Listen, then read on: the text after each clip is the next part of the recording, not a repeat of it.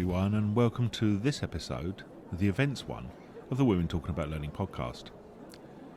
This is a unique episode, a first time, recorded live and face to face with our guests.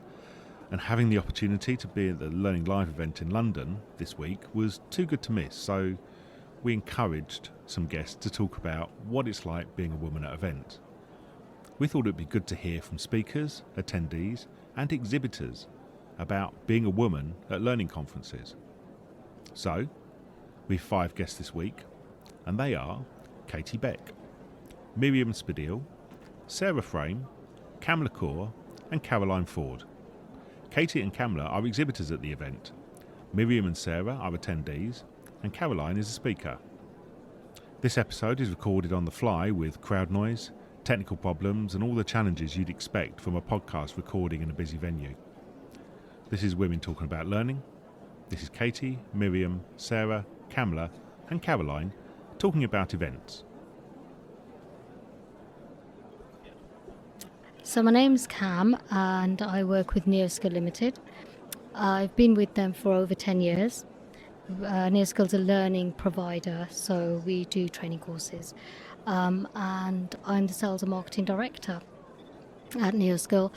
And one of the big reasons we come to events is to make connections.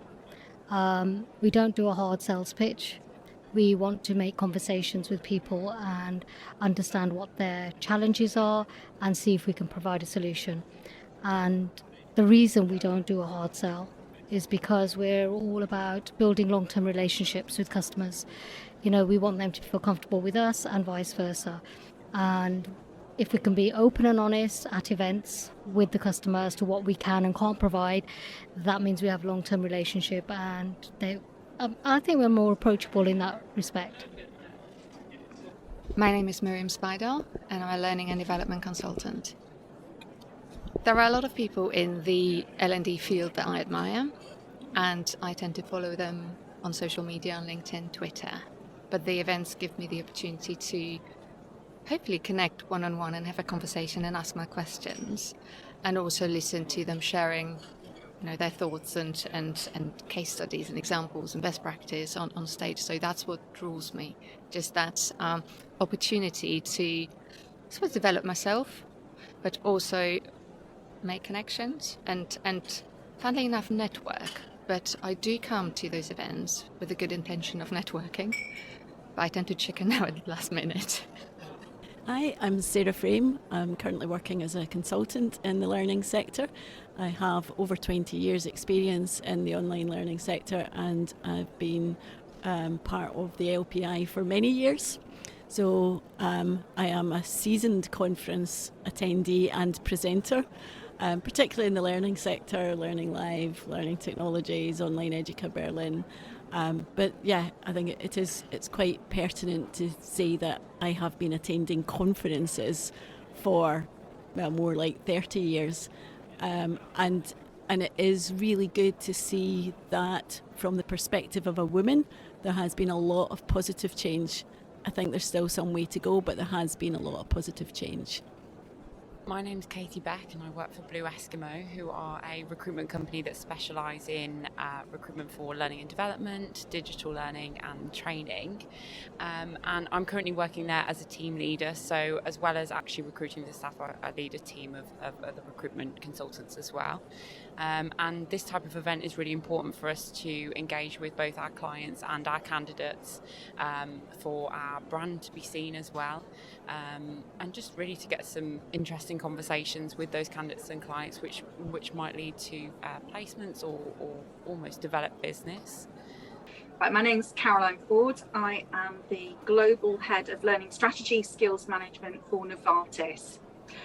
What brings me to this type of event is a few different things really. One is I really like to meet the vendors. I like to see what's new, what's fresh, what's coming through. I often learn a lot through watching vendor presentations and engaging with the vendors, which is brilliant. The other thing is I like to network. I like to meet new people, but I also like to touch base with existing colleagues, ex-colleagues, friends, and fellow learning professionals as well, Andrew. And great to meet new people and connect and continue to connect with them. So if I look back over the years, and I say I've been to conferences, I've presented extensively, and I've attended, and going back a number of years, it would be rare to see a female presenter. So you went to conferences as being earlier in your career, and you just saw men presenting. So you were starting to feel that that wasn't a place for a woman. So that would be a barrier in progressing in your career. So in the early days, we didn't see a lot of women presenting at conferences, and I think it's taken time to build that. It's great to be at Learning Live this week. It's been really good to see really fantastic women presenting and being on the panels. Still not quite 50% of the speakers are male. I think we're sitting round about just under 40%. But as I say, it is progress. And it's so important that we do have that equality, and that it should no longer be a question as to whether women have a place on a platform at a conference. We shouldn't be discussing that. I think it's this perception of networking being quite cliquey. At events, you see groups of people who seem to know one another really well, and they have conversations that probably go back months and months before the event, so that it's just a continuation, and you feel like, well, I've got nothing to add, or there is no space in the conversation for me to jump in, and it's intimidating. But sometimes I do, like for example, for this event, learning live, I did prime myself before coming here. So I think as an individual, whether you are a seasoned event attendee, or just somebody who comes to an event every now and again, you do have to have that helpful conversation with yourself. Why are you coming? What you want to get out of it, and be a bit gutsy and get involved. It's a busy day. Conversations with lots of different types of people. I suppose for me, because I've been to quite a lot of events, it's something that I feel quite comfortable doing, but it can be quite daunting if there are lots of people. But also it's quite good to have initial conversations and get those kind of further appointments scheduled in. So sometimes it can be more introductions to new clients and candidates, but also good for building relationships with those clients and candidates that you have already. So quite often you feel quite comfortable because you already know the people that you're speaking with. So it's good. It's nice to see people in person. A lot of the events we do attend tend to be where we're going to look for new customers. So we see a lot of familiar faces, and we obviously have conversations. We share chocolates and when they're walking past with a coffee. But we do look for the new connections. That's sort of the main premise of being here. And even with customers that we've done work for previously, may not be working with now, we update them on what we've got, and we always bring something new to an event. So it's just a matter of, I suppose it's all about raising awareness of what NearSkill are, what we do, what we have that's new, and find out really what the learning environment is like at the moment. Obviously, we're all coming through the end of the COVID situation. How has that affected our customers and potential customers, and what are going to be the new challenges they're facing and have faced, and whether any of the solutions we provide are going to be beneficial to those clients. And I think as an attendee too, I've actually over the years done quite a bit of work in supporting women's development and trying to do what I can to help women get into senior roles in their organisations. And so often for women attending conferences, there's a couple of things that tend to be an issue. It can be more difficult for women to put themselves forward, to ask questions at a conference.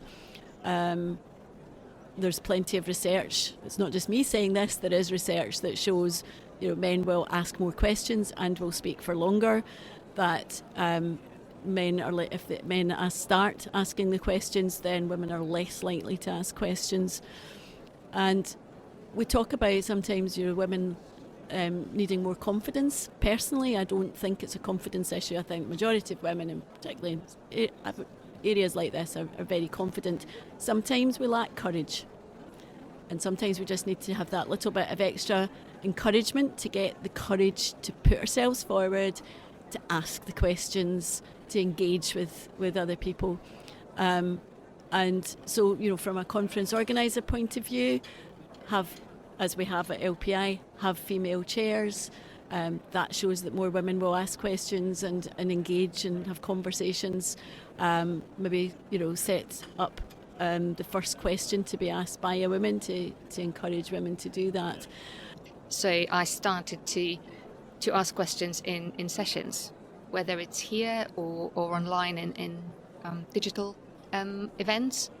That's my aim for this year, just to develop that courage.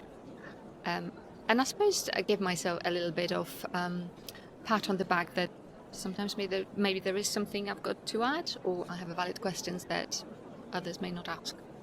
Well, I think if you can park the nerves to one side, because there's always an element of anxiety that goes with speaking at any event on a very personal basis, it's just a really brilliant opportunity to come and talk about some of the pioneering work, the learning innovation, and the results that you're achieving in the workplace through the stuff that you're doing in learning and development. And I'm always very excited to come and talk about the work that I'm doing. And this year I had the opportunity to co-present with a very dear colleague of mine, Dr. Bonnie Chuck, who is a knowledge management and learning specialist. So it was a real double act this year, and a great honour and a pleasure to have been invited and to be able to present.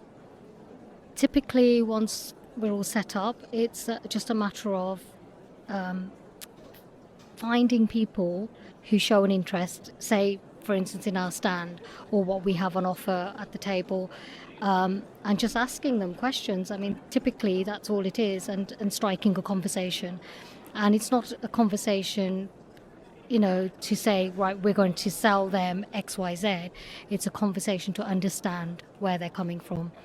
I think throughout NERSCO we really believe in the seek to understand before you want to be understood, and that's something that we as an organisation talk about a lot within our teams, because it's important that whatever we're doing is for the long-term benefit of the client, and for us ultimately, but it's you've got to understand them first. Well, I think a lot of people miss the events, obviously, because just that human interaction, but also I think client relationships and candidate relationships depend on that in-person. That conversation in person is very different to perhaps over the phone or via Zoom, which are both very helpful, but getting to know someone as a person in person is a lot more beneficial to us, and they were definitely missed, and it's nice to be back at an event, although perhaps a little bit quieter than what it usually would be, because given the circumstances, it's about people feeling comfortable, isn't it, and confident to come to this type of thing now, but I do think it will start to pick up more as people feel more comfortable, because I think people do enjoy meeting people face to face. And I think the other area where women can tend to hold back a bit at conferences is in networking. It is networking. It's okay to go up to a group and join it and say, hi, I'm Sarah, and I'm here today. So, for example, very practically, I did go through the agenda of what sort of topics people are going to be talking about, what's of interest to me, and what ideas I have on a topic, and I listen out whether those themes that are aligned with my thinking come up, and if they don't, I have a question prepared to go in with that. Or another way, and that's, I suppose, more organic method, is going from one session to another and picking up on themes and trying to link different sessions and topics together, and then ask questions that maybe originated in a session before, but you only ask it in a session that comes afterwards, just to connect the dots between what is being talked about. I think being in L&D, being a consultant in this area, that's your job, to connect the dots for people that you work with.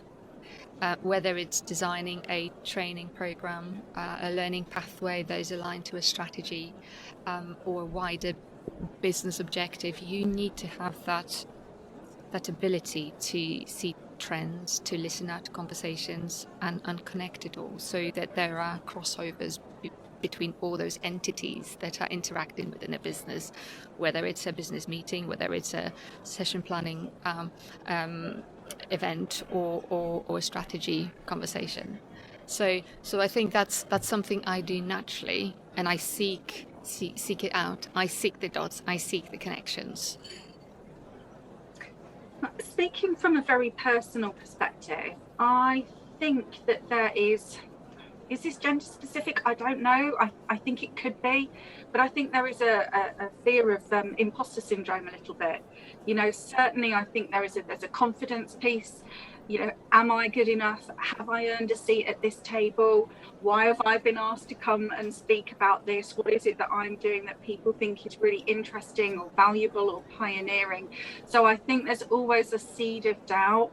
Do men suffer from that? I don't think I see them explore that as much as I hear women talk about it. So I definitely think there's a confidence piece.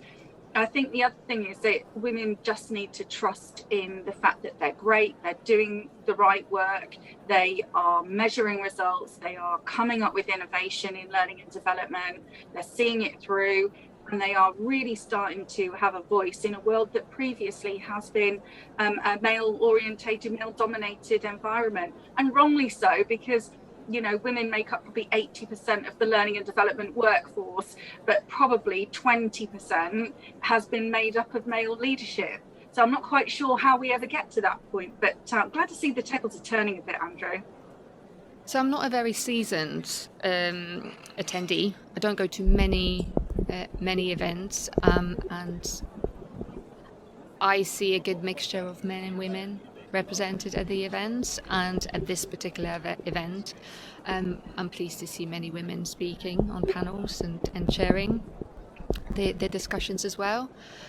So that's encouraging, because again that takes the stress of being, let's say, the only woman in the room away, and I suppose for me it has been a really, really comfortable experience here. One thing that I find a little bit male dominant are the exhibitor stands, but I don't know if it's just a coincidence or because the nature of the businesses, a lot of them are digital, and maybe men are more into that area, and that they're presenting the goods and the companies here, and that's the reason. But I prefer stands where there is a little bit of a balance and mixture. I think again with that is to the same things in terms of, you know, if the women speaking in the audience saying, you know, that was a great point you made, you know, I'd love you to expand a bit more on that.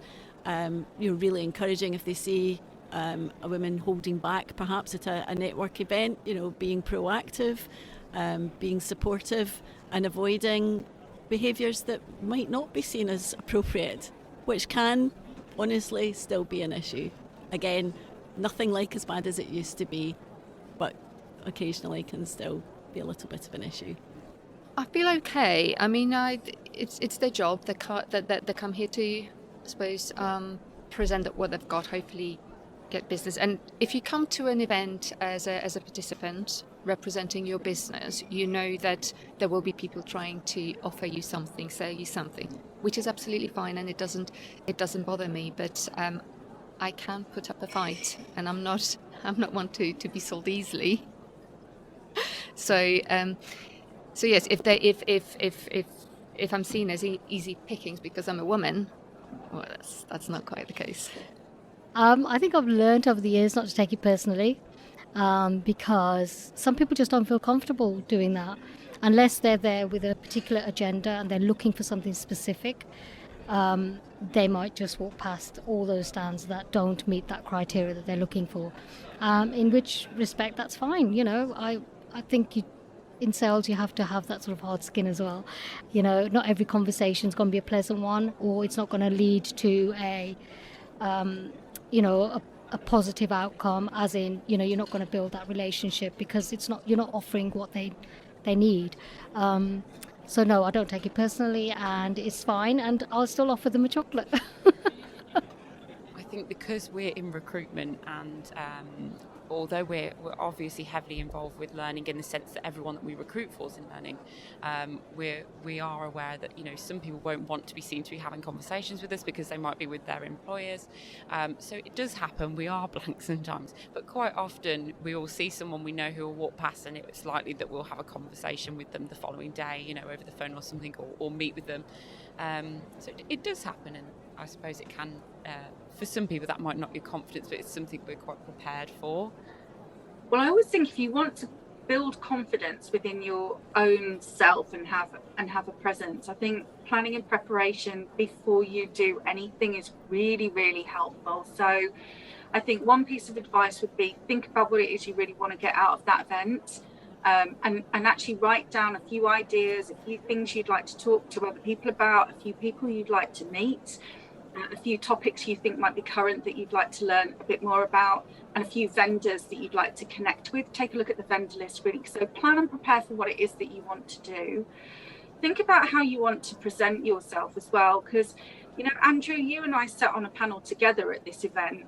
And before that event, we spoke to one of our fellow panelists, Jill, and we talked about dress and attire. And, you know, we've all been sat around in shorts for months and months and months. And, you know, dusting down the traditional work outfit and preparing for what you want to wear and how you want to present yourself at an event was more confusing for me than it's ever been before. Plus, like, I had to move a ton of stuff out my wardrobe to actually find, you know, my business attire.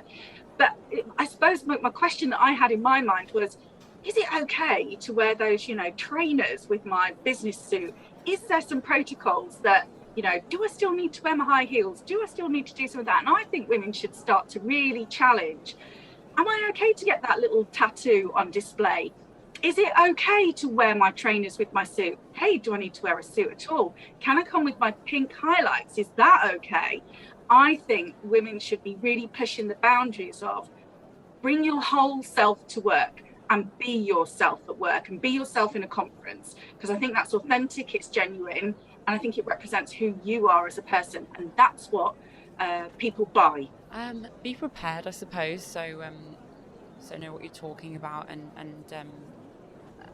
be ready for the kind of conversations that people want to have. Quite often people will come up to our stand if they don't know who we are and ask who we are and what we do. So it's about being ready to ask that kind of question.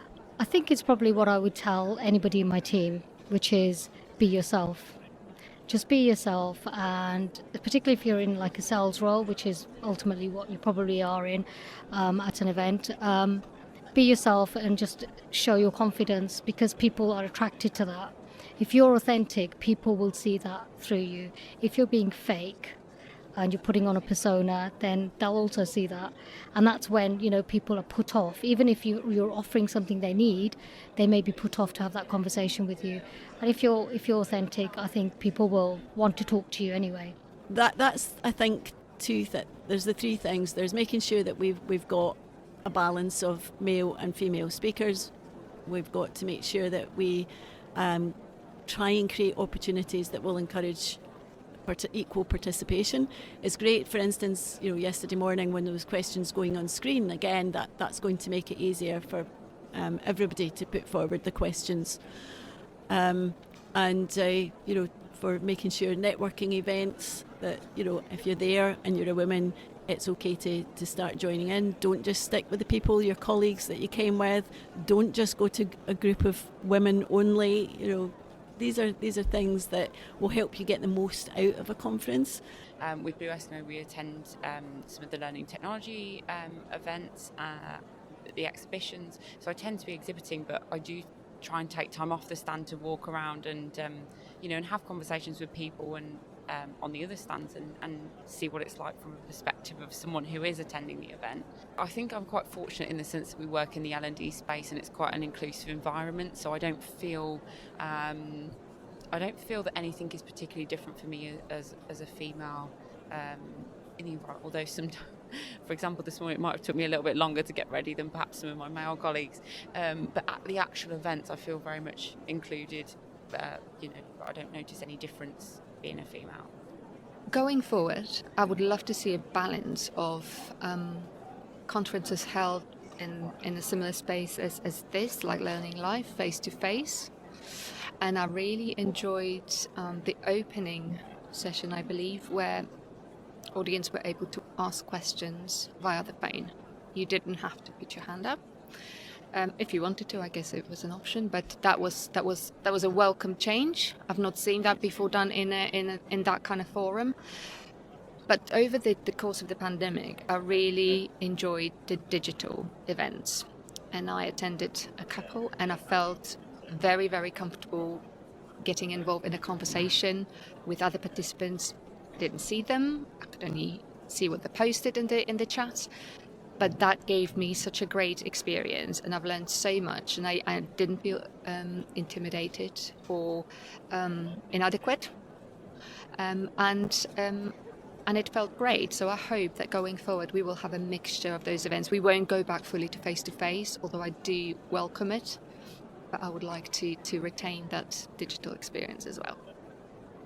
I would like to see that exhibitors are promoted more, that they're included more in the conversations.